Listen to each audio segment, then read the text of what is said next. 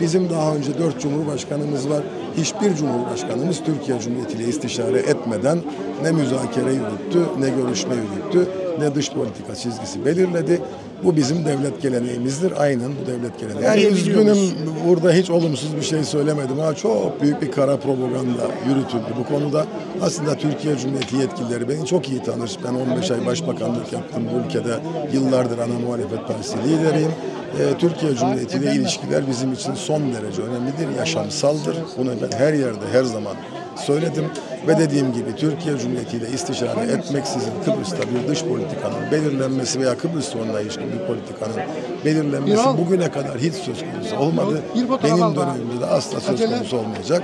Ben eminim doğru zeminde çok iyi ilişkiler Türkiye Cumhuriyeti ile hatta daha da gelişerek, ben bunun içinde bunu da bir misyon olarak kendimi görüyorum, daha da gelişerek devam edecek. Hayırlı olsun. Türkiye Cumhuriyeti'ndeki tüm Türk halkına da buradan yürekten sevgilerimi, saygılarımı iletiyorum.